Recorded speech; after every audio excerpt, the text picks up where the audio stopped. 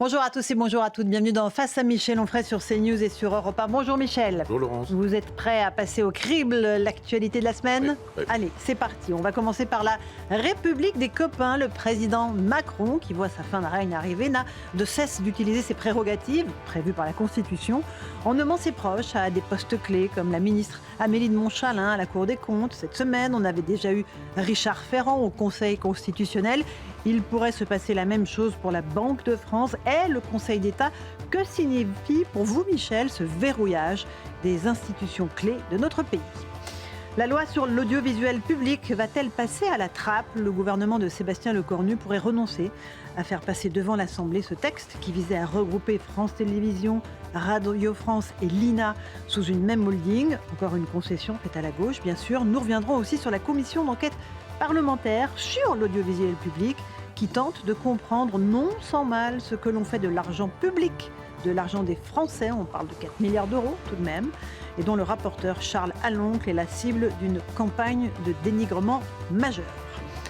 L'affaire Epstein, ce milliardaire américain doublé d'un prédateur sexuel qui a sévi pendant des années en toute impunité avant de mettre fin à ses jours en prison aux États-Unis en 2024, eh bien cette affaire rebondit à la faveur de la publication par l'administration de Donald Trump de plus de 3 millions de dossiers et mails qui éclaboussent le monde entier. En France, Jack Lang a été contraint à la démission de son poste de l'Institut du monde arabe. Quel secret recèle encore cette affaire ? Tout le monde savait, murmure-t-on, dans les milieux parisiens.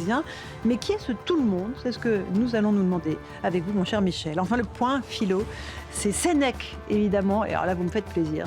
Les derniers jours de l'humanité, ce philosophe stoïcien qui nous enseigne que le monde est mortel, qu'il meurt, qu'il renaît. Alors, une autre civilisation est en péril. Quel enseignement peut-on en tirer ? Magnifique programme pour aujourd'hui, Michel. Vous êtes prêts ? Oui, absolument. Allez, on commence par la République des copains. Bon, le titre est assez facile, mais c'est tellement ce qui se passe en ce moment même sous nos yeux. On a ces postes clés dans nos institutions. On parle du Conseil constitutionnel, c'est fait. Richard Ferrand, Conseil d'État, ça va sans doute arriver. La Cour des comptes, maintenant, c'est Amélie de Montchalin, ministre des Comptes publics, elle extrêmement compétente, zéro doute sur ses compétences. Mais pourra-t-elle juger, encore une fois, un budget à la Cour des comptes qu'elle a elle-même fait en tant que ministre ? Ça pose un certain nombre de questions. On va écouter d'abord les réactions de l'opposition. Ils sont vent debout. D'abord un député RN, Johan Gillet, puis M. Coquerel. Et je vous passe la parole, Michel Onfray. Voilà le scandale démocratique dont vous êtes l'incarnation. Vous et l'ensemble de la Macronie. La République des copains à ciel ouvert. La République de ceux qui savent qu'ils vont être sortis par les Français du pouvoir et qui, avant de partir, tentent de tout verrouiller. Nommer une macroniste de la première heure à la tête de la Cour des comptes, c'est confier le contrôle de l'argent des Français à ceux qui ont vidé les caisses. Une honte, une audace, une provocation, une dérive illibérale. Je l'affirme, de cette nomination, rien ne va. La question des qualités de Mme de Montchalin n'est pas en cause, hormis qu'elle n'est pas membre du corps des magistrats financiers. Rappelons d'abord que la Cour des comptes est une institution dont l'indépendance incontestée est capitale, à un moment où la population doute parfois de nos institutions. La charte de déontologie des juridictions financières est claire. Elle impose neutralité, indépendance, impartialité et prévention des conflits d'intérêts, notamment vis-à-vis du pouvoir en place. Or, jamais personne n'est passé de la tête du ministère des Comptes publics à la tête de la plus haute autorité censée contrôler les comptes de la nation. Voilà pour les réactions, Michel Onfray, et du RN et de la France Insoumise. Qu'est-ce que vous pensez de cette nomination ? D'abord, moi, je n'utiliserai pas la formule la République des copains, parce que c'est plus une République. C'est très exactement le contraire de la République. C'est un oxymore, c'est une opposition. S'il y a des copains, il n'y a pas de République. S'il y a de la République, il n'y a pas de copains. Donc c'est quoi ? C'est une oligarchie. Okay. C'est le pouvoir qui a remplacé le pouvoir démocratique. Avec le général de Gaulle, le pouvoir, c'est le peuple. Et c'est très précisément la définition de la démocratie. Étymologiquement, le démos, c'est le peuple, l'écratie, c'est le pouvoir du peuple. Soit le pouvoir n'est plus au peuple, et à ce moment-là, il n'y a plus de démocratie, disons-le franchement. Soit il est au peuple, et alors à ce moment-là, on ne dit pas « j'ai décidé », surtout 18 mois avant de partir, en ayant cette légitimité qui est quand même assez mince, qui est quand même assez fragile, et encore, c'est une litote, on évite de dire « je vais nommer cette dame pour 40 ans », quelque chose comme ça. Oui, parce que c'est à vie, en fait, c'est une nomination voilà. à vie. Donc, elle a, je crois, 40 ans, cette dame, et vous dites, vous êtes tranquille jusqu'à la retraite, avec d'excellents salaires, et plus les choses qui vont avec, et pourquoi faire ? Eh bien, dans tous ces endroits, c'est très exactement l'organisation du pouvoir contre le peuple. c'est le peuple qui ne dit plus rien, à qui on ne demande plus rien. D'abord, on ne lui demande plus avec le référendum, pardonnez-moi, mais j'y reviens sans cesse, mais 2005, on lui demande son avis. 2008, on a dit, vous avez mal voté, excusez-nous, mais on va faire voter le Congrès, et le Congrès sait bien ce qu'il faut voter au contraire de vous. Et maintenant, on dit, vous allez voter, mais c'est juste pour rire. Quand vous allez voter... en 2027 eh ben, par exemple, on dit dissolution de l'Assemblée nationale, vous allez voter, les Français votent, ils mettent le Rassemblement national en tête en termes de voix, et on dit vous n'aurez pas le Rassemblement national comme vivier d'un Premier ministre. On a en deuxième le nouveau Front populaire, on dit vous n'aurez pas non plus un Premier ministre qui sera trouvé ici, mais vous aurez le perdant. Eh bien, c'est très exactement le mépris du peuple, l'insulte du peuple, parce que moi, je pense qu'on doit pouvoir redonner au peuple le pouvoir dans tous les domaines. Et par exemple, en matière de magistrature, il n'est pas normal que 3 magistrats décident de l'avenir de Marine Le Pen, de la présidentielle. J'allais dire de l'avenir de l'électorat de Marine Le Pen. Parce que c'est pas exactement la même chose. Enfin, c'était un peu la même chose, vous avez raison, mais que l'avenir de Marine Le Pen. Mais c'est quand même un électorat à qui on dit vous n'aurez pas le droit de voter pour. Bien sûr. Monsieur Fillon tombe pour 3 costumes en trop, pour 2 ou 3 petites choses du genre il faisait travailler sa femme, etc. Ce que font tous les gens de droite et de gauche quand la plupart. À l'époque, en tout cas. Mais oui, et encore, je voudrais pas qu'on aille vérifier aujourd'hui. Mais y avait-il véritablement motif quand on découvre avec l'affaire Epstein, dont nous allons reparler, on va en parler. que finalement il y a des gens qui ont probablement beaucoup plus à se reprocher. Mais on voit bien, il y avait pas quelqu'un d'autre que Jack Lang pour diriger cet Institut du monde arabe dont nous pourrions parler d'ailleurs. On va en parler dans un instant. Oui, mais par exemple, gardez vos munitions. À chaque fois, non, mais j'aurais des choses à dire supplémentaires sur ce sujet, mais je veux dire que vous voyez bien comment on nomme des gens dans des endroits alors que je voudrais qu'on puisse voter, moi. Je voudrais que les Français puissent voter pour les magistrats. Moi, je parlais de 2027. Est-ce que ça veut dire, Michel, qu'en fait, quel que soit le résultat d'élection de 2027, de toute façon, les postes clés seront verrouillés. Oui. Donc ça veut dire qu'on entravera la marge de manœuvre de qui sera élu. C'est ça. Donc c'est contourner le peuple. Absolument. En fait, absolument. C'est contourner le peuple, c'est faire sans le peuple, c'est-à-dire que c'est une oligarchie. Ça n'est pas une république des copains, c'est une oligarchie, c'est-à-dire des gens qui ont le pouvoir entre eux, sans dont vous avez dit en annonce quand ils disaient mais on savait. Tous ces gens qui savaient, c'est drôle, c'est les mêmes. Alors là, pour le coup, c'est droite et gauche confondus pourvu qu'ils soient maastrichtiens. On ne voit pas de gens, on ne voit pas de communistes corrompus dans cette aventure, on ne voit pas, etc. Et donc, on place des gens parce qu'on se dit, bon, le peuple pourra dire ce qu'il voudra. À l'Assemblée nationale, vous allez pouvoir dire des choses, mais nous allons voir ce que l'Assemblée nationale aura décidé et on dira, c'est pas constitutionnel. Ah, mais ça n'est pas possible, votre texte n'est pas possible. Vous avez des textes qui sont impossibles aujourd'hui. Il faut être agrégé de droit pour pouvoir comprendre les lois telles qu'elles sont produites. Et là, vous avez des amendements et des amendements et des amendements. Comment le peuple français peut-il dire c'est vraiment ce que j'ai choisi? Et puis cette idée de nul n'est censé ignorer la loi. Et vous avez des juristes, des spécialistes en droit constitutionnel qui se battent pour faire des interprétations en disant oui, mais non, on peut penser ceci. Et le nul n'est censé ignorer la loi. Non, il y a un travail à faire sur la question de la loi et permettre au peuple de redevenir celui qui fait la loi. Mais Michel, vous dites c'est pas la République, mais ce sont les institutions de la 5e. Oui. Tout ça a été prévu par la Constitution, rien n'est illégal. Si, c'est illégal parce qu'il y a l'esprit et la lettre. Oui, mais rien n'est illégal. L'esprit, c'est quand même que vous êtes là par la volonté du peuple. Et si vous n'êtes pas là par la volonté du peuple, vous n'avez pas de légitimité à être là. C'est soit le peuple vous élit, soit vous avez vraiment quelqu'un qui dit « j'ai une légitimité ». Quand le général de Gaulle se retrouve avec des légitimités à 55%, il estime que ça ne va pas. Ce n'est pas une légitimité, ça. Il estime que c'est massif. Alors, ce n'est pas 100%. Ça, c'est dans les pays amis de M. Mélenchon. Mais c'est bien lui qui décide que le président de la République peut nommer, peut faire... Mais cet homme est illégitime. Emmanuel Macron est illégitime. Ah non, son élection est légitime, Michel. Mais oui, mais dans ces cas-là... C'est un éternel débat. Eh ben alors, dans ces cas-là, l'affaire est... Il est légitime, et donc il est légitimement en droit de nommer qui il veut, quand il veut, comme il veut. Ça a toujours existé. Non, le général de Gaulle, je vous le rappelle, estime que sa légitimité, c'est pas lui qui en décide, c'est le peuple. C'est pas Macron qui dit « je suis votre chef d'État pendant 5 ans et vous allez tout avaler, y compris le contraire de ce que je vous avais promis. J'avais décidé que, maintenant j'ai décidé que c'était le contraire. Je suis légitime, vous n'avez rien à dire là-dessus. Mais si, bon sang, il faut défendre l'esprit de la République et la lettre de la République. Et c'est pas parce qu'on est arrivé au pouvoir qu'on a le droit de faire ce qu'il veut. C'est-à-dire, aujourd'hui, il dit je suis légitime, j'ai le droit d'aller faire la guerre à la Russie. Demandez au peuple.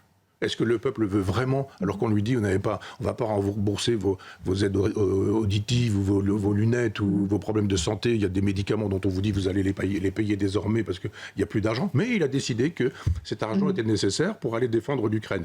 Je ne veux pas dire qu'il faut laisser manger tout cru l'Ukraine par la Russie. Hein. Je veux dire qu'il y a d'autres solutions que la solution militaire qui engage la France dans des dépenses budgétaires qui pourraient peut-être être préférables ailleurs. Même si moi je n'ai jamais été de ceux qui pensaient que l'armée était quantité négligeable parce que l'Europe allait fabriquer la paix entre les peuples et les nations. La légitimité, c'est pas seulement dire j'ai été élu et dans quelles circonstances et comment, sans avoir fait de campagne présidentielle, en ayant fait le nécessaire pour que la candidate en face soit présentée comme une nazie et un fasciste, etc. La légitimité, c'est pas ça. Quand le général de Gaulle, quand on dit au général de Gaulle, pourriez pas utiliser la francisque de Monsieur Mitterrand, il vous suffisait juste de dire vous allez pouvoir voter entre la Croix de Lorraine et la francisque et puis l'affaire est pliée. Et le général de Gaulle dit surtout pas de boule puante, je ne fais pas la politique des boules puantes, dit-il. Et il estime que, eu égard à la fonction de chef de l'État, on ne peut pas salir la fonction en disant si un jour il est susceptible, il l'est devenu, d'être président de la République, il ne faut pas que ce soit entaché. Donc les institutions de la République, c'est l'esprit et la lettre. Donc j'estime que quand ce type dit mais moi je nomme qui je veux, quand je veux, j'ouvre les bouteilles que je veux, je reçois les rois que je veux, et j'ai décidé que j'inviterai tant de personnes, qu'il y aurait des factures de vin, de temps, etc. Il dit mais c'est ma légitimité. Non, la République, c'est pas la monarchie. Bon, allez, on est dans Face à Michel Onfray sur CNews et sur Europe 1. Michel, on va parler maintenant de l'audiovisuel public. Il y a une loi qui a déjà été retardée 3 fois, une fois par le Covid, une fois par une dissolution, une fois parce qu'un gouvernement est tombé, qui devait réunir dans une même holding, c'est un mot anglais pour dire une même entité, France Télévisions, Radio France et l'INA. Visiblement, on n'est plus tout à fait certain que cette loi va être présentée un jour au Parlement. Et puis, d'autre part, il y a cette commission d'enquête parlementaire, cette fois-ci sur l'audiovisuel public, dont le rapporteur est un député UDR qui s'appelle M. Charles Aloncle et qui fait l'objet de toutes les critiques aujourd'hui du monde intellectuel, culturel de ce pays. Il y a même une tribune dans Le Monde qui a été co-signée par Eva Joly, Laura Adler par exemple. Visiblement, il faut sauver le soldat à France Télévisions. On va juste écouter un extrait de la commission où il parle, où il s'exprime, puis après vous allez nous dire s'il est légitime ou non de savoir comment est utilisé l'argent public des Français. Charles Aloncle. Vous savez qu'il y a eu aussi un chiffre qui a, je pense, interpellé nombre de Français, c'est celui de la cinquantaine de cadres dirigeants qui bénéficient de voitures de fonction chez France Télévisions. On a pu apprendre, notamment dans les documents transmis par France Télévisions, que vous en faisiez tous les deux partie. Est-ce que vous pouvez nous expliquer à quelle occasion vous faites usage de ce véhicule de fonction? Non, mais moi je réponds la même chose que ce que je vous réponds depuis le début. Ce sont des éléments que vous avez à disposition. Encore une fois, ça fait partie des éléments privés. Je vous rappelle, c'est un principe à valeur constitutionnelle, donc je ne me prononcerai pas dessus. Merci, Monsieur Liachat. Non, il n'y a pas d'éléments à valeur constitutionnelle. Il y a une liste d'avantages qui sont attribués au titre des bénéfices accordés par la direction de France Télévisions. C'est de l'argent public. Je pense qu'il y a eu aussi une information qui a pu interpeller nombre de Français sur la cinquantaine de directeurs qui bénéficient de voitures de fonction. Vous en faites tous les deux partie. Monsieur Le Tranchant a expliqué comment il utilisait cette voiture-là. Ça me paraît nécessaire. Comment est-ce que vous pouvez nous assurer que le véhicule de fonction qui vous est attribué, sachant que vous êtes aussi maire adjoint à la mairie de Paris, maire adjoint d'Anne Hidalgo, c'est un véhicule de fonction attribué par la direction de France Télévisions qui est financé par l'impôt du contribuable. Comment est-ce que vous pouvez nous assurer que ce véhicule n'est pas utilisé pour vos fonctions politiques dans le cadre de votre mandat? Voilà pour les questions de Charles Aloncle. Est-ce qu'il a raison, Michel Onfray? Il est très bon, hein. Je le trouve très bon, et il a évidemment raison. Mais ça continue dans la lignée de ce que nous disions tout à l'heure, c'est-à-dire que la fameuse, ce que vous appeliez la République des copains, c'est-à-dire la représentation nationale, tous ces gens qui n'arrêtent pas de dire l'état de droit, ils n'arrêtent pas, hein, tous les signataires, là, les Laura Adler, les Eva Joly, etc., ils n'arrêtent pas de dire l'état de droit. Hein. Là, pour le coup, c'est l'état de droit. Et l'état de droit leur dit, mais dites donc, il y a de l'argent public qui a été dépensé un peu bizarrement, c'est quand même beaucoup d'argent, il n'y a pas que ça, hein, évidemment, il y a cet extrait, mais je veux dire, c'est considérable. Ah, mais c'est tous les jours, chiffres qui ont été donnés, c'est considérable. D'abord, c'est une entreprise qui est en faillite, ou quasiment en faillite, avec des dépenses incroyables. Madame Ernotte, tout est effondré, elle se vote je ne sais pas si elle se vote, parce qu'on peut se retrouver au tribunal pour avoir dit elle se vote, mais elle obtient un petit bénéfice de 80 000 € en fin d'année pour résultat, pour bonne performance. C'est-à-dire, vous mettez la boîte à la limite de la faillite et d'un seul coup, on vous dit, vous avez bien travaillé, 80 000 euros pour vous faire plaisir. Et M. Aloncle dit, on aimerait savoir pourquoi, comment. On dit, mais vous nous prenez pour qui? On ne va pas répondre. Puis après, c'est l'inquisition, enfin, c'est tout de même inadmissible, cette façon de nous poser des questions, et puis ce ton dans la voix. Enfin, tous ces gens-là qui, finalement, sont, quand on vous posait tout à l'heure la question, tout le monde savait pour Epstein, mais tous ces gens-là savaient. C'est ce petit monde qui dit, le peuple est fatigant. Le peuple, on n'en peut plus. Le peuple est un facho. Le peuple est d'extrême droite. Le peuple, il se trompe tout le temps. Le peuple n'a-t-il pas élu d'ailleurs Adolf Hitler? Ce qui est totalement faux. C'est pas que le peuple n'a pas élu Adolf Hitler. Ça n'a pas été une élection au suffrage universel direct. Ça a été une nomination après que les partis n'aient pas réussi à s'entendre. Donc si Hitler arrive au pouvoir, c'est parce que le Parti communiste et le Parti socialiste de l'époque n'arrivent pas à s'entendre que Hitler se trouve nommé par Hindenburg et pas par le peuple.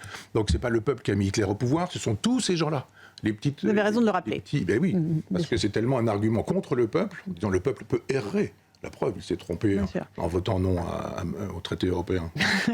Tiens, ça m'étonnait. Ça fait longtemps qu'on n'en avait pas parlé, Michel. Et là, c'est vraiment l'intelligentsia, et j'utilise ce mot escient, qui se mobilise. Il faut sauver le soldat France Télévisions. Ne touchons pas aux subventions, ne touchons pas à ce service public que j'aime par ailleurs beaucoup. Bien sûr. Mais pourquoi ne pas comprendre comment fonctionne vraiment ce service public? Bien sûr, je suis d'accord avec vous. C'est-à-dire ce qu'on reproche au service public, c'est de ne pas être un service public. S'il était service public, on le défendrait. Moi, je le défends par principe. J'ai été invité récemment par un monsieur formidable, je ne vais pas l'impliquer, mais je vais dire à Radio France Internationale pour parler d'un de mes livres, donc qui brisait l'omerta. Et quelqu'un lui a dit, enfin, il est contre le service public, pourquoi l'inviter? D'abord, personne n'est contre le service public. Mais ensuite, l'aurais-je été que je peux tout de même aussi m'exprimer. Je suis pour le service public, mais je suis pour le fait que le service public soit un service public. C'est-à-dire qu'il y ait, avec l'usage de l'argent public, une clarté publique et qu'on puisse dire, oui, nous avons utilisé des voitures de fonction, mais en même temps, ils font le tour du monde en permanence avec la voiture de fonction. C'est-à-dire qu'on se dit, ils tournent la nuit, et ils tournent le jour, ils ne prennent pas de vacances, et puis la voiture tourne tout le temps, c'est pas possible. Donc on sait bien, parce que ça s'est passé avec machin, bidule intel, je ne vais pas redonner les noms, mais qu'il y a des codes qui sont donnés à la femme, au mari, au petit copain, à l'amante, à la maîtresse, aux enfants, et que tout ce monde-là circule avec... Donc quand M. Aloncle pose la question, il ne va pas la poser clairement, en disant, pourriez-nous dire, quand vous aviez là justement un trajet, mais vous étiez ici, c'est bien vous, qui ceci, etc. Tout un travail qui pour le coup ne serait pas d'inquisition, mais de respect de l'état de droit, comme dirait Madame Adler, comme dirait Madame Joly, comme disent tous ces gens-là qui nous disent, oh là là, l'état de droit, etc. Là, il n'y a plus d'état de droit. Monsieur Aloncle, il faut lui donner... pas dire une médaille, parce qu'il s'en moque un peu, je pense, mais il fait vraiment un travail. Espérons que ce rapport ne soit pas mis aux oubliettes une fois qu'il sera terminé. Mais bien sûr que si, tout va être fait pour ça. Voilà. C'est-à-dire que la rédaction, c'est pas lui qui écrira tout ça, c'est tout le monde, et puis d'autres diront, oui, mais enlève ceci, remettons cela, reformulons ceci, et puis il y aura un rapport, on dira deux jours. Il sera enterré. Le rapport nous dit ce qu'on savait déjà, gabegie généralisée, et puis après, ça continue. Et tout ça, évidemment, alimente la défiance des Français vis-à-vis et de leurs élites et de la politique. On a eu un sondage du Cevipof, 78% des Français, Michel, n'ont pas confiance dans la politique, 76% trouvent que la démocratie ne fonctionne pas très bien ou pas bien du tout. Et après, ce qui est intéressant, c'est qu'ils ont plus confiance dans l'échelon local. Ils ont confiance à 58% dans leur conseil municipal et à 60% dans leur maire, ce qui n'est pas étonnant parce qu'au moins, ils les connaissent. Mais toutes ces affaires qu'on vient d'évoquer, nomination, omerta sur l'audiovisuel public, ça alimente cette défiance pour vous? Mais oui, bien sûr. C'est-à-dire, on dit au peuple, ne vous occupez pas des affaires qui vous concernent, laissez-nous, nous sommes compétents. Et donc, on a une radio d'État qui est une radio d'idéologie. Et quand on leur dit, mais vous faites quand même beaucoup d'idéologie, mais pas du tout, nous sommes respectueux, etc., etc., mais il n'y a pas de chiffres. On ne dit pas, voilà qui a été invité, qui n'a pas été invité, combien de fois il a été invité, le pourcentage, enfin tout ça, ce serait très clair. Et puis, dire des saloperies, et des ordures et des insanités en éclatant de rire, ça ne s'appelle pas de l'humour. On pourrait réfléchir sur la question de l'humour. Et la question des humoristes aussi. On peut traiter quelqu'un de... Non, ne répétons pas leur... Non, mais j'aurais pu faire une citation, mais je ne veux pas leur donner non plus la publicité, mais je veux dire qu'il y a des attaques ad hominem avec des rires gras. C'était à l'époque Martine Aubry, et c'était insupportable qu'on parle de cette manière-là de Martine Martine Aubry. D'abord parce que c'est une femme et qu'on ne cesse de dire les femmes ceci, les femmes cela, etc. Et puis ensuite parce que ça se fait pas, point à la ligne. Et on a estimé que on avait bien le droit à l'humour. Mais si on commence à faire un tout petit peu d'humour avec eux, alors là, d'un seul coup, ils perdent leur humour, ces gens-là. C'est ça qui est assez singulier. Moi, je trouve que cette commission, elle devrait aller beaucoup plus loin. Je crois qu'ils ont un pouvoir de police et qu'ils ont la possibilité de faire débarquer des gens en disant bon, les papiers que vous ne voulez pas nous donner, on vient les chercher. Parce que quand il s'agit de le faire chez M. Mélenchon, il n'y a pas de problème. Il y avait je ne sais combien de policiers à l'heure du laitier qui sont arrivés pour aller chercher les papiers de M. Mélenchon. C'est l'épisode du La République c'est moi, etc. C'était ça. Eh bien, qu'on envoie des gens, des huissiers, je ne sais pas si ce sont des huissiers, des policiers, des gendarmes, je ne sais quoi, qui arrivent un jour dans un bureau en leur disant vous n'avez pas souhaité nous donner ces informations, vous nous dites de manière publique que vous les avez données, nous ne les avons pas reçues, comme par hasard, on les a données, je les ai pas reçues, eh bien on vient les chercher. Et au cas où vous auriez donné, je présume que vous avez des copies, donc donnez-nous les copies. Et on va chercher dans vos ordinateurs, etc. Faire un vrai travail d'enquête. Ce travail d'enquête ne peut pas avoir lieu. Et on voit bien même que le président parfois insulte le rapporteur. Et qu'il se lève, il dit, etc. On a vu les images, tout ça est assez déplorable. Les enquêtes ne se font pas. Le travail ne se fait pas. Et ils ne supportent pas qu'on puisse leur demander des comptes.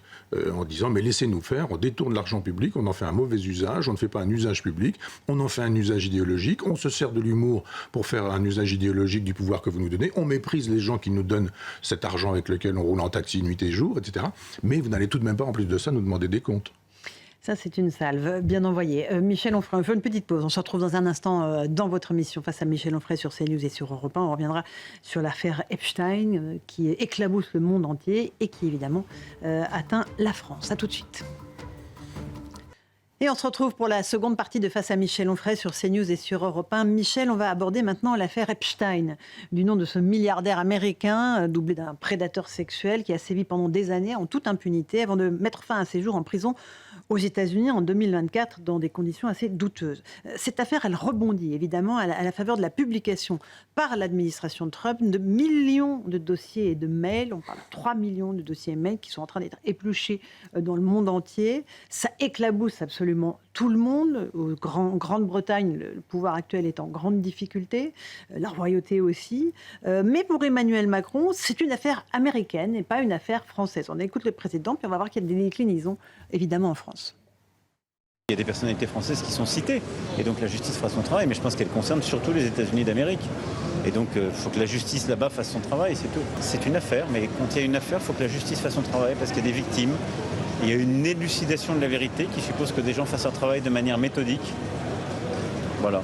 Voilà, il faut que la justice fasse son travail. On sait déjà que Mme Braun-Pivet ne veut pas qu'il y ait de commission d'enquête parlementaire. Tout le monde renvoie la balle à la justice.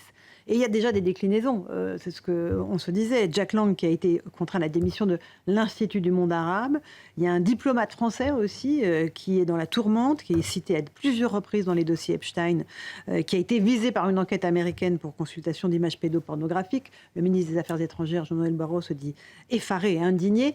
Michel, en fait, vous ne supportez pas le côté tout le monde savait et personne n'a rien dit depuis des années. Oui. Non, mais ça, j'entends plein de gens qui, quand je viens à Paris et que je retourne dans ma campagne, à Paris, tout le monde qui me dit, tous ces gens qui me disent, mais tout le monde savait. Alors, je dis, d'abord, si tout le monde savait, pourquoi n'avez-vous pas dit ? Exactement. D'une part. Et puis d'autre part, qui est tout le monde ? Qu'est-ce que ça veut dire ? C'était la même chose avec Mitterrand à l'époque et sa fille cachée. Tout le monde savait. Moi, je ne savais pas. Moi, je savais pas. Donc, simplement, il y a deux mondes, il y a deux France. Et il y a une France qui sait et qui ferme les yeux. Je ne dis pas qu'ils sont tous d'accord et tous coupables, mais je dis simplement qu'il y a une France qui ferme les yeux. Et puis, il y a une France qui découvre en disant « Ah oui, c'est ça la France ». Il y a quelque chose qui m'intéresse aussi, c'est cette façon d'utiliser le mot complotiste. Dès que vous n'êtes pas d'accord avec l'idéologie dominante, vous êtes un complotiste. Alors évidemment, c'est facile de trouver des gens qui sont un peu complotistes quand ils estiment que quand ils voient des traces dans le ciel parce qu'un avion passe, il y a un épandage de produits chimiques qui sont censés... Il y a des limites quand même à la croyance, à toutes les croyances. Mais sur ce sujet, quand on dit, mais il y a un réseau de pédophiles qui est un réseau international, planétaire, etc. Alors après, il y a des enfants, ils boivent le sang des enfants, etc. Ça, c'est le complotisme. C'est la limite. Oui. Après, comme mon ami Emmanuel Macron dit, laissons faire la justice et nous verrons ce qu'elle conclura. Et si elle conclut qu'il n'y a pas eu d'enfants égorgés et pas de sang, il y a des gens tellement cinglés qui sont capables de faire tellement de choses. Comment peut-on justifier d'avoir des relations sexuelles avec des nourrissons, avec des bébés ? monsieur qui était un militant de la France Insoumise, dont on ne parle pas beaucoup d'ailleurs, qui lui avait abusé d'une jeune fille handicapée dans son lit, et elle était sous assistance respiratoire, etc. Là, on ne parle pas de ces problèmes-là, donc de ce genre de sujet. Mais il y a quand même un moment donné, on se dit, ils ont pas de tort sur tout, ces gens, quand ils nous disent qu'il y a un réseau.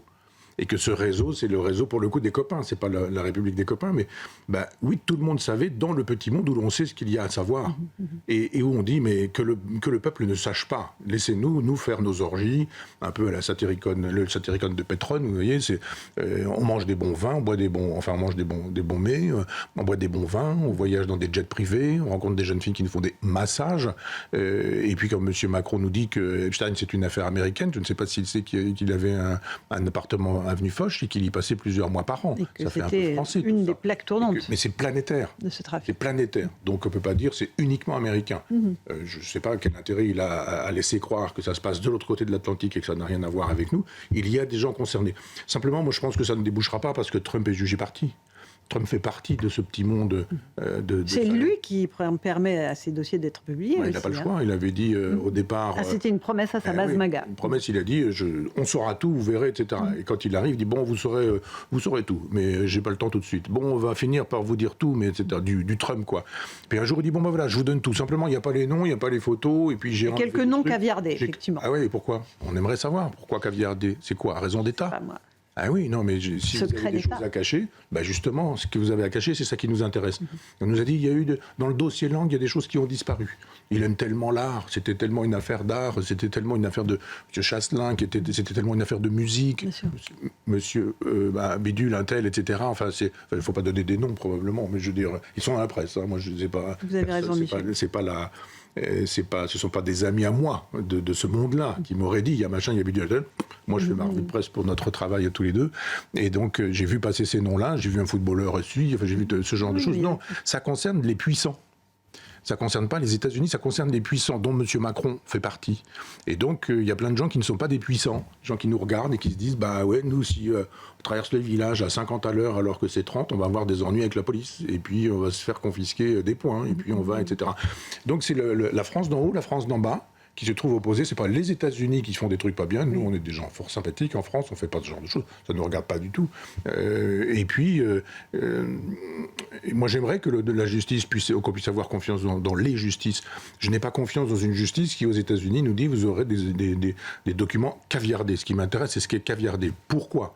Ne donnez pas forcément les noms, ne donnez pas forcément les motifs, mais expliquez-nous ce qui aura justifié que nous ne sachions pas. Vous continuez à nous cacher des choses. Donc, évidemment, tout ça entretient un vote protestataire de gens qui disent débarrassez-nous de tous ces gens-là, parce que finalement, la gauche mitterrandienne, les maastrichtiens de droite et de gauche, les macronistes, tous ces gens-là disent allez, c'est un faux problème, un clou chasse l'autre, et puis passons à autre chose, c'est pas très important.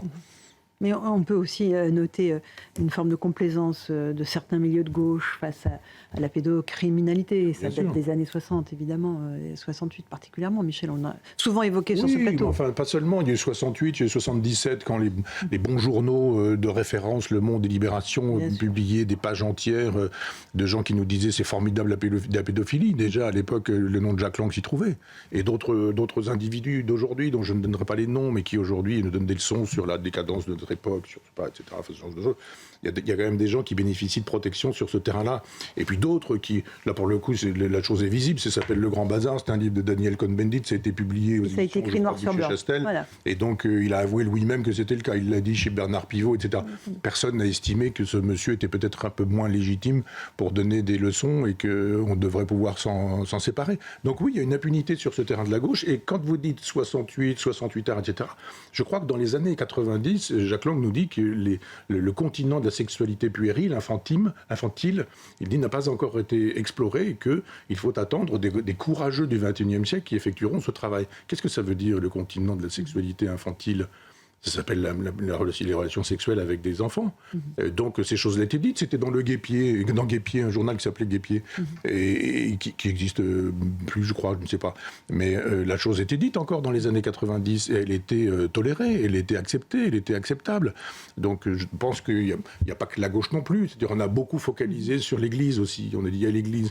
Mais il y a pas mal de gens de gauche. Il y a aussi pas mal de gens qui faisaient alors je ne dis pas que tous les entraîneurs sportifs de gamins le dimanche en sont. Non. Mais je veux dire, ce sont tous les milieux, mais avec une complaisance intellectuelle chez les... parce que ça n'a pas été théorisé par l'Église, en disant que c'était formidable. En revanche, l'extrême gauche a trouvé que c'était formidable, que c'était l'ouverture de droits nouveaux, que c'était un nouveau continent qu'on allait explorer et découvrir. C'est ça, c'est la légitimation intellectuelle qui est insupportable. La pratique aussi. Hein, Bien sûr, bien sûr.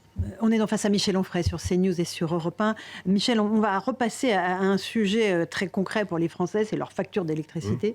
Visiblement, elle risque un peu d'augmenter parce qu'il y a la programmation pluriannuelle de l'énergie qui a été présentée cette semaine. C'est la feuille de route énergétique pour notre pays d'ici 2035, qui a d'ailleurs été publiée au journal officiel par décret et non pas présentée au Parlement. C'est encore une façon de contourner le peuple, on en est d'accord. Le but, c'est d'accroître la production énergétique décarbonée, notamment électrique, pour réduire la consommation d'énergie fossile, c'est-à-dire le pétrole, c'est-à-dire l'essence.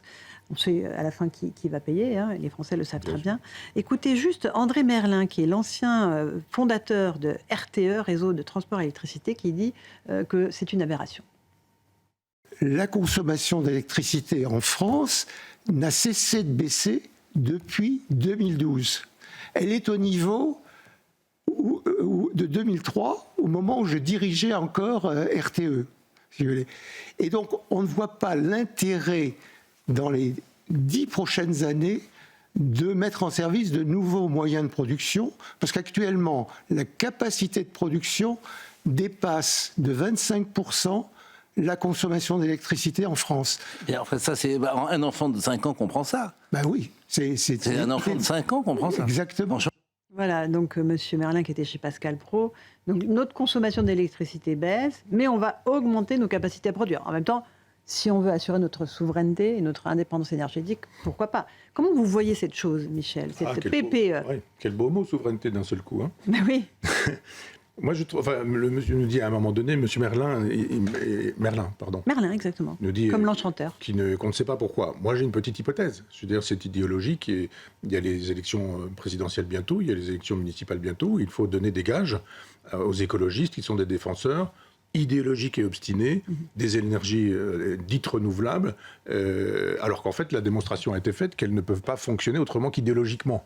Il y a du vent, c'est bien, on a de l'électricité, il n'y a pas de vent, on n'a pas d'électricité. Et comment on fait quand on n'a pas d'électricité et qu'il faut de l'électricité?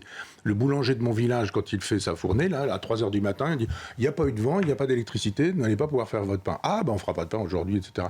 Donc, on a la possibilité aujourd'hui de dire « il n'y a pas eu assez de vent avec les éoliennes, il n'y a pas de problème, on y va, et on envoie l'électricité atomique et nucléaire. » Donc tous ces gadgets des écologistes ne sont possibles que pour faire plaisir aux écologistes, d'une part, et d'autre part, que parce que derrière, il y a le sérieux qui est le nucléaire, et qu'on nous dit, ne vous inquiétez pas, si ça ne marche pas, voilà.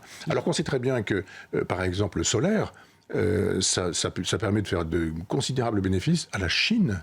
Les panneaux solaires, c'est l'économie chinoise. Nous donnons de l'argent aux Chinois dans cette aventure. En plus de ça, d'un point de vue écologique, c'est terrible. Ces choses-là sont impossibles à récupérer quand elles ne sont plus susceptibles d'être utilisées. Donc il y a une pollution qui est considérable. Mais c'est juste un signe qu'on envoie aux écologistes en disant allez les écologistes, vous allez vous associer aux socialistes qui eux-mêmes vont s'associer à les Mélenchon et il va falloir vous associer contre le fascisme que sera Marine Le Pen ou Jordan Bardella. Donc vous voyez bien qu'on est dans le même monde. Et puis qui va payer la facture? Les crétins, les pauvres, ceux qui ne savent pas. Les boulangers et puis les gens modestes, les gens qui... Les gens ne se chauffent pas l'hiver parce qu'ils peuvent pas payer la facture. Et les gens modestes à qui on fait encore une fois, à qui on inflige encore un impôt, en leur disant, si vous avez un peu froid cet hiver, grand-mère, mettez un petit peu plus cher, et puis vous allez donner aussi des taxes, et puis là vous allez avoir de l'électricité ici, puis là, puis ailleurs, vous n'allez pas arrêter votre frigidaire, vous n'allez pas arrêter votre congélateur, vous n'allez pas arrêter votre télévision, vous n'allez pas arrêter votre, je sais pas quoi, votre grille-pain. Donc c'est un impôt captif, et cet impôt captif, ça permet de faire plaisir aux écologistes, ça permet de mépriser le peuple, c'est pourquoi d'ailleurs, on ne demande pas aux au peuple de décider et qu'on dit on a signé 2 ou 3 petits papiers là, puis Madame de Montchalin et ses copines et ses copains vont pouvoir dire tout ça est très constitutionnel, tout ça est formidable. Bien sûr, c'est normal, c'est pour l'économie de la planète, donc c'est pour le bien de tous. Nous sommes dans l'état de droit. Marine Le Pen a reproché d'ailleurs à Sébastien Lecornu de vouloir passer en force alors qu'il ne dispose d'aucune légitimité populaire ni parlementaire pour engager le pays sur autant d'années, parce qu'on parle de 30 ans, 35 ans même quasiment. Pareil pour Bruno Retailleau qui avait demandé à M. Lecornu de renoncer. Peine perdue. Bon, voilà. Dont acte. Gouverner sans le peuple, contre le peuple, malgré le peuple. C'est leur obsession. Encore une démonstration. Michel, parlons du numéro de Front Populaire qui est en kiosque cette semaine. Bonne idée. Le Monde selon Elon Musk. Alors, c'est un sujet qui vous fascine. On en a souvent parlé dans cette émission. C'est le milliardaire le plus connu de la planète, qui possède à la fois Tesla, Starlink et cette compagnie de fusée dont le nom m'échappe, mais vous allez... SpaceX, merci. C'est un entrepreneur libertarien, multicarte. Pourquoi est-ce qu'il vous a intéressé dans Front Populaire ? Moi, il m'intéresse depuis plusieurs années. J'avais souhaité de le rencontrer. Et on avait même, des gens nous avaient dit « Ah, mais moi, je peux vous aider. Je vis aux États-Unis. » Je dis « Bah oui, parce qu'on n'envoie pas un monsieur Musk. Nous voudrions, à Front Populaire... » Vous pourriez tenter sur sa plateforme je crois pas, non. X. Faire un entretien avec vous, etc. Et puis, la dame très gentille m'a dit « Écoutez, moi, je ne vous prends pas d'argent. Simplement, si vous faites l'entretien, je prendrai de l'argent à ce moment-là, etc. » On n'avait pas lui versé d'argent parce qu'elle n'a jamais obtenu quelques contacts que ce soit.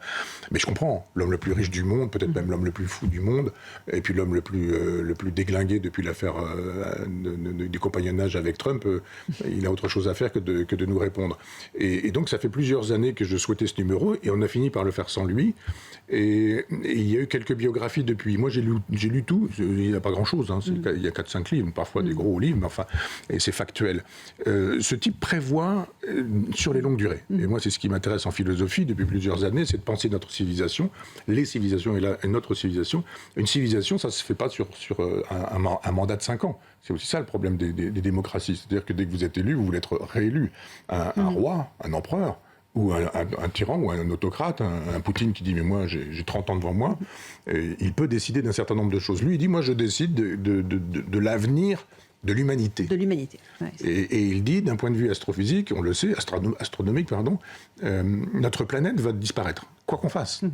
Trottinette, pas trottinette, gaz à effet de serre ou pas gaz à effet de serre. Oui, ça c'est sûr, elle disparaîtra. Il y a notre univers est né, on est presque dans le sujet philosophique qu'on va aborder tout à l'heure, il croît, il décroît, puis il va disparaître, puis ça va disparaître. Donc il y a un moment donné où il n'y aura plus de Terre, où il n'y aura plus l'univers qui est le nôtre, et il n'y aura plus d'humains.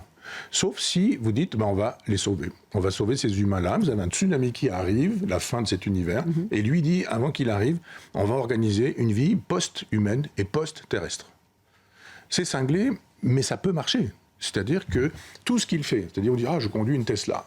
C'est pour les datas. C'est pas juste pour faire une jolie voiture, c'est juste pour les informations que vous donnez et qui sont susceptibles de donner un univers de data incroyable. Nous allons un jour nous réduire à nos datas. Vous êtes ce que seront vos datas, c'est-à-dire les données que vous fournissez au système numérique. Il dit on va faire des fusées qui vont être susceptibles d'être utilisées, réutilisées un certain temps, parce qu'il va falloir partir sur une autre planète, laquelle... A priori, c'était Mars, maintenant c'est un peu plus la Lune, visiblement. Oui, mais il y a quelque chose qui est très proche et qui est une station orbitale. C'est-à-dire que, pour le coup, vous n'avez pas besoin d'aller très loin. Et vous pouvez organiser la vie dans une station orbitale. On ne pouvait pas faire comme Noé, en embarquant dans l'arche un couple d'animaux, en disant j'ai un vache, bœuf, taureau, etc., les poules, les lapins, le tout en couple, et puis on va reproduire tout ça. Non. Pourquoi il y a des gens qui travaillent aujourd'hui sur le clonage des cellules animales ? Évidemment. Et voilà. Donc vous avez... La viande cellulaire. Vous avez la possibilité de fabriquer, etc. Vous avez la possibilité même de dire, mais si vous partez très longtemps pour aller sur Mars, ça va vous prendre des années, sur une autre planète encore plus longtemps, etc. Nous ne sommes que notre cerveau. Et on sait très bien que d'ailleurs on m'enlève mes mains, mes doigts, mais je reste moi. Mais si on m'enlève mon cerveau, voilà. Si on me donne votre cerveau, je suis vous. Et si on vous donne mon cerveau, vous êtes moi. Moi, je suis mieux si j'ai votre cerveau. Non, mais que chacun conserve le sien. Mais simplement, ce cerveau qui risque d'être votre identité définitive, puisque finalement, si vous n'avez pas besoin d'aller faire un tour sur la plage, si vous avez les sensations du tour sur la plage, etc. Enfin, on n'a pas le temps de rentrer dans le détail, mais lui, il travaille sur ça. Et il dit, à un moment donné, Ce sera l'humanité, sinon il n'y aura plus d'humanité.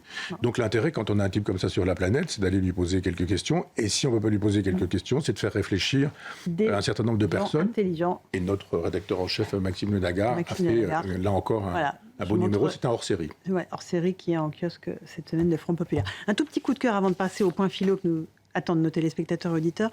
Vous avez été ému, Michel, par un petit garçon qui s'appelle Maxence, qui a chanté la Marseillaise en langue des signes avec l'équipe de France de rugby au Stade de France lors du match contre l'Irlande le 5 février dernier. Il est atteint d'un handicap, une maladie génétique rare qui va peu à peu le conduire à une surdité. Il dit combien il a été fier de ce moment. Il dit « Je suis handicapé, je l'admets.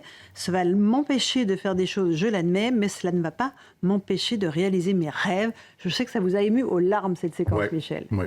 Bon. Et c'est bien qu'on ne puisse pas voir les images, parce que je pense que j'aurais... Vous auriez pleuré. Non, je voulais un coup de chapeau pour ce garçon formidable, petit garçon formidable, qui est le contraire de ce qu'on fait aujourd'hui, c'est-à-dire pas du tout la plainte victimaire, pas du tout et puis qui défend la France et qui défend les sportifs et qui ne dit pas je suis réduit à mon handicap. Oui, quand ça va continuer, ça va pas être formidable, etc. Mais quand même, il a ce sourire, etc. Je me dis, mais... Qu'est-ce qu'il est... Vive la France, quand on a ce petit Français, vive ce petit Français. Et on a envie que tous les petits Français soient comme lui. Et que, éventuellement, peut-être la médecine lui permette un jour de ne pas complètement perdre son audition. Et ça nous amène peut-être aussi à notre point philo et au stoïcisme. Parce que c'est accepter, au fond... Quel talent vous avez. Accepter le sort et transformer ce que l'on nous impose en positif. Oui, vous avez raison. Et pour parler de Sénèque, voilà. On arrive à parler Sénèque. de ce livre de Sénèque, qui n'est pas forcément le plus stoïcien d'ailleurs, c'est pas un livre, c'est un petit texte. Et les éditions des Belles Lettres... Les derniers jours de l'humanité. Voilà, c'est une grande et belle maison d'édition avec une magnifique... Des illustrations à l'intérieur très belles. Je trouve que cet artiste fait de très belles choses. Celui qui fait la couverture... Monsieur Le Gall, je crois. Et c'est un petit texte, mais extrêmement dense, magnifique parce qu'il est poétique. C'est une description du déluge. Le déluge est une vieille histoire. Il y a déjà l'épopée de Gilgamesh avant notre déluge à nous, qui est celui de la Genèse. Et je rappelle quand même que pour ceux qui n'ont pas lu la Genèse, que Dieu détruit le monde. C'est quand même quelque chose que les gens oublient, mais il y a un moment donné où il se dit « ce monde ne me convient pas, déluge, je détruis tout ». Et Noé invente l'arche et dit « voilà, j'emmène un couple de chaque bestiole et puis on va refaire l'humanité ». Et là, alors on est au 1er siècle de notre ère, mais le christianisme n'a pas encore pris le pouvoir, je dirais, dans l'Occident. Et c'est une conception du temps qui nous est proposée chez Sénèque et qui est une conception cyclique. Nous avons une conception linéaire. Derrière moi, le passé, ici où je suis, le présent, devant moi, le futur. Et c'est une flèche qui fait que nous venons d'un endroit et nous allons quelque part. Alors, au XVIIIe siècle, cette flèche, vous la montez un petit peu et vous avez le progressisme. C'est-à-dire que quoi qu'il arrive, quand vous montez, ça va toujours vers le mieux. Mais à l'époque, le christianisme, il dit, au bout de la flèche, il y a quelque chose qui s'appelle la parousie. Et la parousie, c'est le retour de Jésus, en splendeur. C'est-à-dire que Jésus est mort, ressuscité, il redescendra du vivant, des gens qui entendent ce discours que saint Paul tient, et vous verrez, il y aura le jugement dernier à ce moment-là, et ce sera le salut. C'est un schéma que le marxisme reprendra avec le progressisme, etc. Mais pour revenir à Sénèque, la conception du monde à l'époque, elle est cyclique. Et il nous dit, ce que je crois moi, c'est-à-dire que les univers sont des organismes vivants. Alors, c'est pas vivant au sens où ça se reproduit pas, etc. Non, mais vivant, vie et ça meurt. Naissance, croissance, décroissance, disparition. Ça marche comme ça. Et Sénèque nous dit, le monde est programmé comme ça, il va disparaître. Et quand il disparaîtra, réapparaîtra un nouveau monde. Donc c'est une réflexion sur la philosophie de l'histoire qui nous dit, bien avant Paul Valéry, qui nous dit que les civilisations sont mortelles et la plupart des élèves de terminale ont souffert sur cette phrase, mais lui nous dit, les civilisations sont mortelles, toutes, et l'humanité est mortelle. Donc ça va exploser. Alors c'est soit la conflagration, elle est pure aussi chez les Grecs, chez les stoïciens, mais lui, il est dans la logique du déluge. Et il nous explique comment les eaux montent, comment les gens montent sur les montagnes pour éviter les eaux qui montent, puis comment à un moment donné les hommes disparaissent complètement, puis à un moment donné ça redescend, ça disparaît, et on refait l'humanité. Voilà. Et donc cette humanité, elle est inscrite dans le cœur même du vivant, et le vivant, c'est une civilisation. C'est pourquoi c'est quelque chose qui peut nous intéresser aujourd'hui. Oui, les civilisations sont vivantes, oui, elles sont mortelles, oui, la nôtre l'est, oui, nous sommes dans une période de disparition. Elon Musk dit justement, il y en a une autre qui arrive, et c'est moi qui vais vous donner des idées pour qu'elle devienne ce qu'elle doit être. Donc il y a une cohérence dans tout ce qu'on aura fait aujourd'hui, c'est-à-dire l'analyse de la société chez Musk, et puis ce qu'il nous dit. Et surtout, c'est un très beau texte poétique. Il se fait que j'ai rencontré une fois ou deux Pierre Arditi, dont j'aime bien la diction, discussion. Puis c'est un personnage extrêmement sympathique et je lui ai dit, écoutez Pierre, il y a ce texte, j'aimerais vous l'entendre lire, quoi, parce qu'il ne fait pas d'effet, il n'est pas hystérique sur scène, c'est quelqu'un qui est vraiment qui sert les textes plutôt qu'il ne s'en sert. Et le texte de Sénèque est éminemment poétique. Je vais le commander, je crois. Vous m'avez donné envie de le lire. Eh ben, je vais vous Je ne l'offrir. connaissais pas. Ah, en tout cas, non, mais c'est absolument passionnant. Sénèque, les derniers jours de l'humanité. Et la maison d'édition, on la recommande, c'est Les laquelle? belles lettres. Les belles lettres, lettres. évidemment. Merci beaucoup, Michel Onfray. Moi qui vous remercie. C'était passionnant. Encore plein de thèmes, évidemment, pour la semaine prochaine. Je vous remercie et je remercie nos auditeurs et nos téléspectateurs.